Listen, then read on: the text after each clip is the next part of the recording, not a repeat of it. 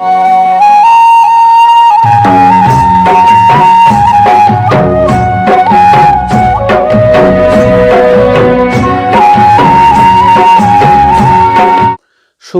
শিক্ষার্থীবৃন্দ, যারা আমার ক্লাস অনুসরণ করছো ও যারা আমার ক্লাস পর্যবেক্ষণ করছেন তাদের সকলকে আমার ইউটিউব চ্যানেল ফিজিক্স চেম্বার ও পদার্থবিজ্ঞানের সৌন্দর্য পেজে শুভেচ্ছা ও অভিনন্দন জানাচ্ছি। সুপ্রিয় শিক্ষার্থীবৃন্দ, আজ উচ্চ মাধ্যমিক পদার্থবিজ্ঞান প্রথম পত্রের অধ্যায় 2 ভেক্টর থেকে আলোচনা করব। আজ আমাদের আলোচ্য বিষয় বা পাঠ শিরোনাম হলো সামান্তরিকের সূত্র। এখন সামান্তরিকের সূত্র নিয়ে আলোচনা করছি। কোনো বিন্দুতে এককালীন সমজাতীয় দুটো ভেক্টরকে যদি কোনো সামান্তরিকের দুটি সন্নিহিত বাহু দ্বারা মানে ও দিকে প্রকাশ করা হয় বা নির্দেশ করা হয়, তবে ওই বিন্দু থেকে অঙ্কিত সামান্তরিকের কর্ণটি ভেক্টরদ্বয়ের লব্ধির মান ও দিক নির্দেশ করে।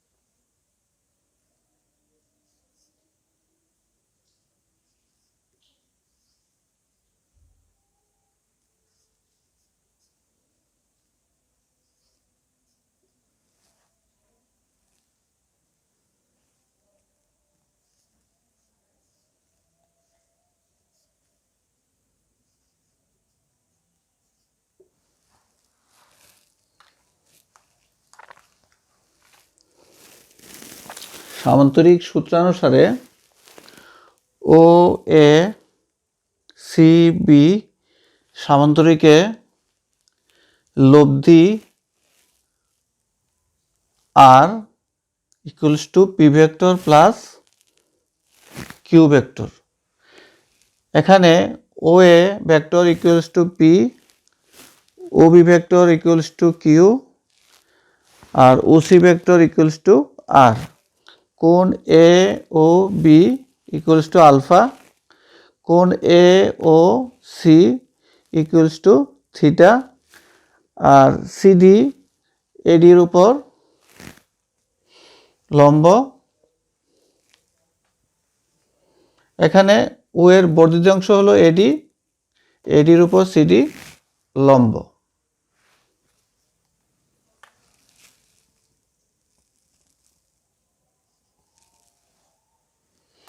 এ O B equals to alpha হলে কোণ C A D equals to alpha.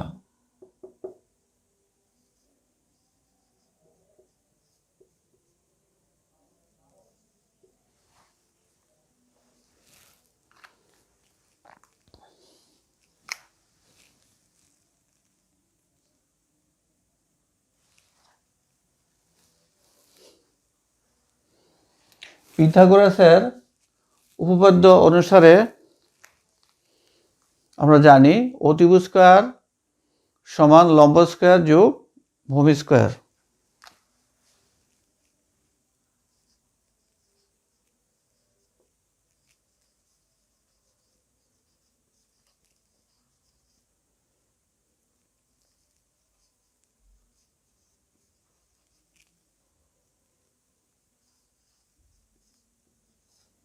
সমকোণী ত্রিভুজ C O D A, AC হলো অতিভুজ, ওসি হলো অতিভুজ, সিডি হলো লম্ব আর ওডি হলো ভূমি।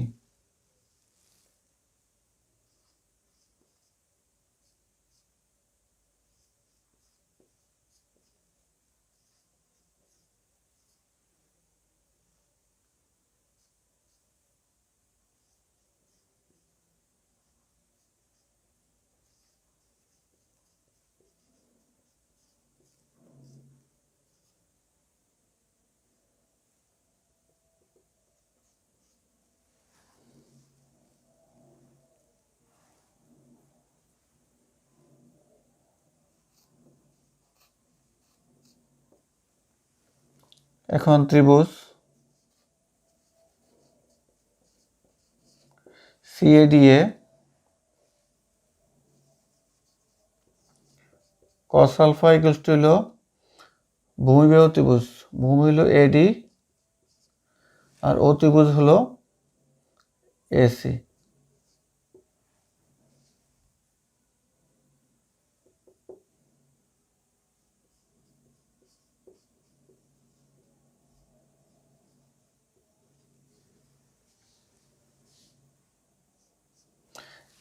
এসি ইকুয়ালস টু হলো কিউ ভেক্টর,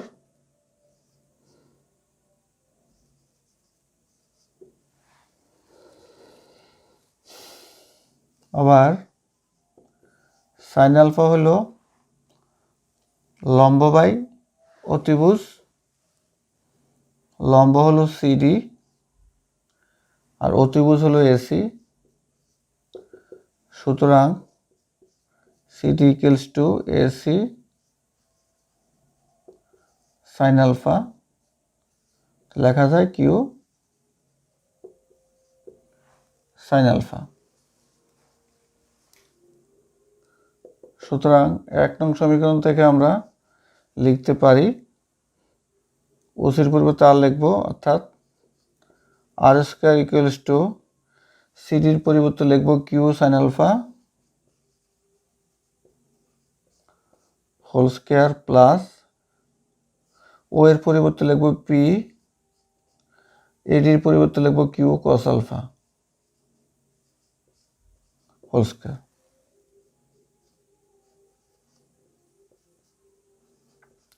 তো লেখা যায় Q square sine square alpha plus P square plus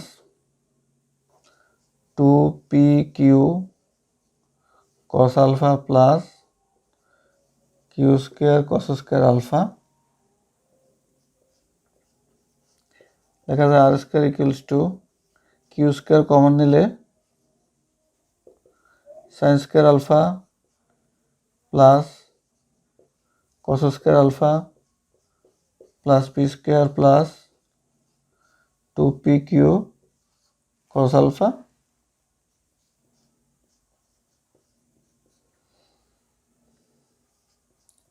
q square into 1 কারণ sin square alpha plus cos square alpha সমান 1।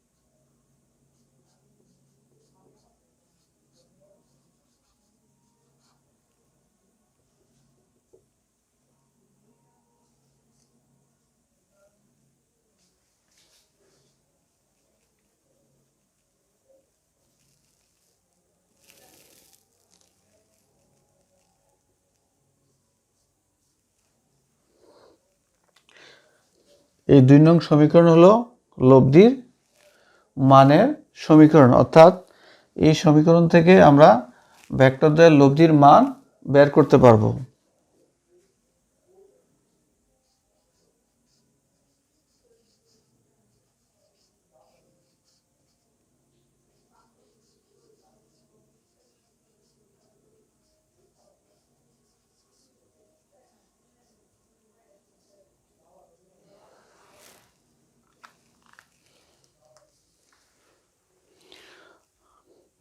এই সমীকরণ হলো আমাদের লব্ধির মানের সমীকরণ। এখন আমরা লব্ধির দিক নির্ণয় করব।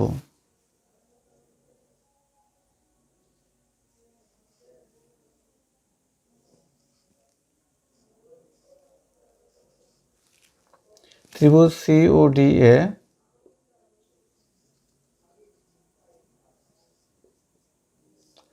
tan θ = লম্ব বাই ভূমি। লম্ব হলো CD আর ভূমি হলো OD।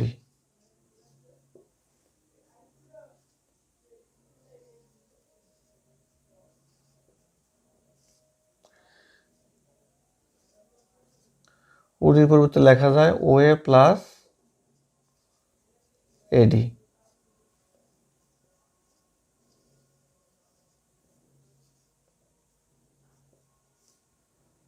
CD হলো Q sin alpha, O হলো P আর AD হলো Q cos alpha। সুতরাং θ = tan inverse Q sin alpha divided by P plus Q cos alpha।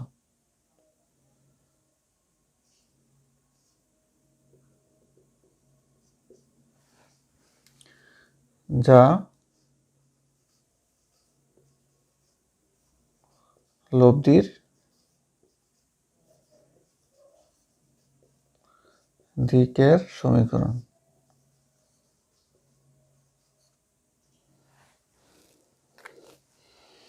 3 নং সমীকরণ থেকে ভেক্টরদের লব্ধির দিক নির্ণয় করা যায়, অর্থাৎ P ভেক্টর এবং Q ভেক্টরের মধ্যে লব্ধি কত কোণে থাকে তা আমরা এই সমীকরণ থেকে বের করতে পারব। এভাবে সামুদ্রিক সূত্রের সাহায্যে দুটো ভেক্টরের লব্ধির মান ও দিক নির্দেশ করা যায় বা নির্ণয় করা যায়।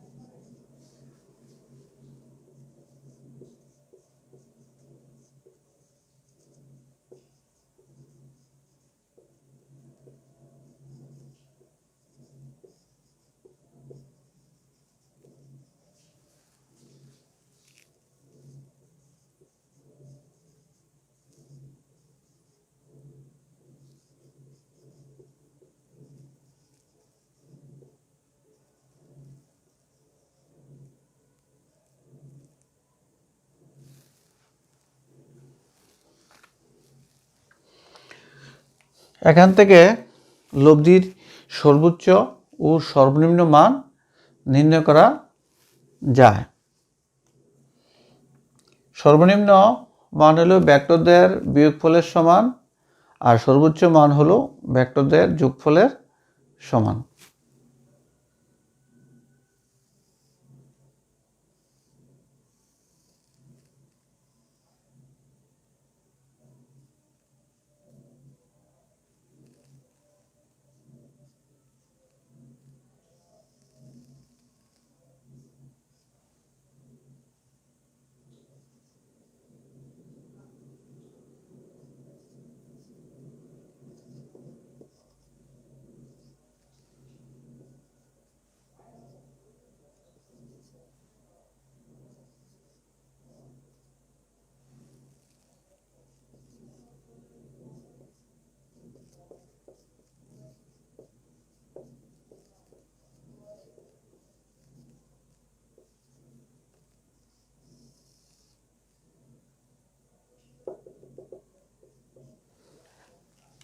তৃতীয়ানুসারে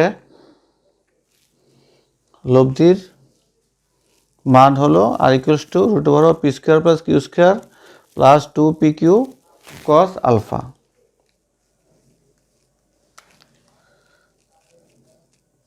যদি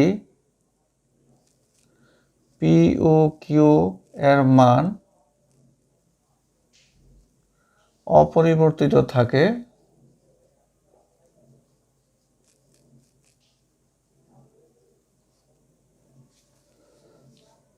তবে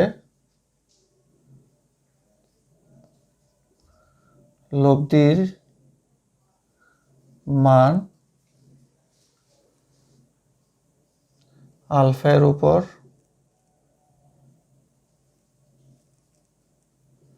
তথা cos আলফা এর উপর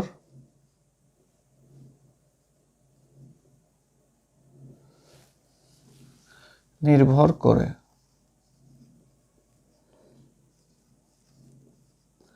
যদি cos আলফা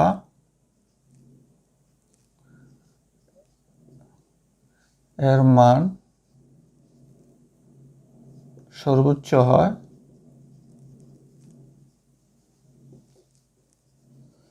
তখন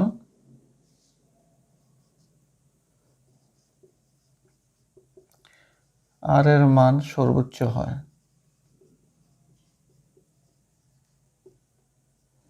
এবং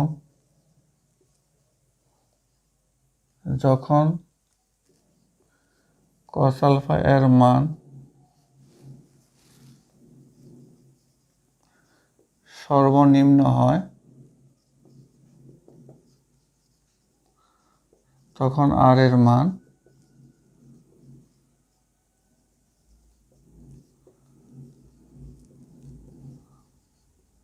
সর্বনিম্ন হয়। cos আলফা এর সর্বোচ্চ মান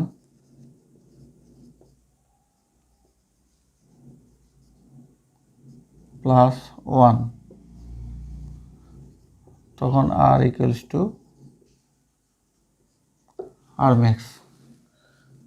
সুতরাং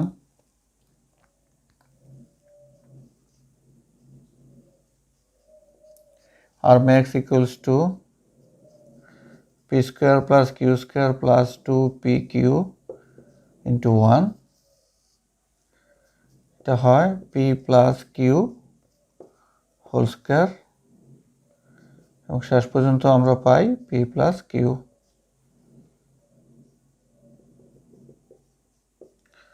যা ভেক্টর দ্বয়ের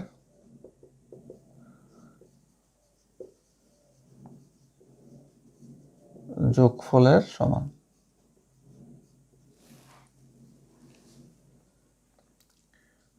আবার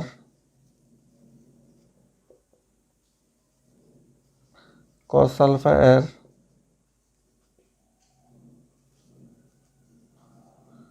সর্বনিম্ন মান -1, তখন r equals to r minimum। সুতরাং r minimum equals to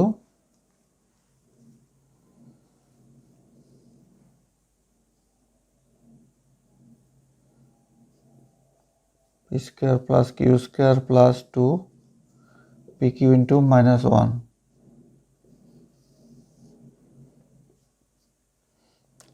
টি হয় p minus q whole square বা q minus p whole square।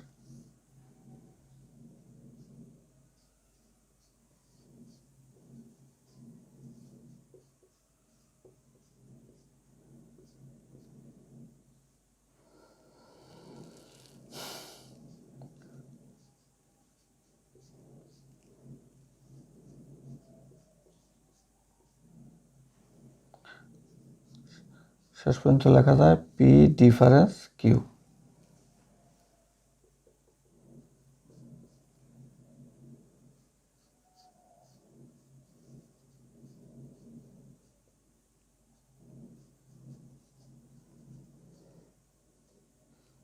যা ভেক্টর দ্বয়ের বিয়োগফলের সমান।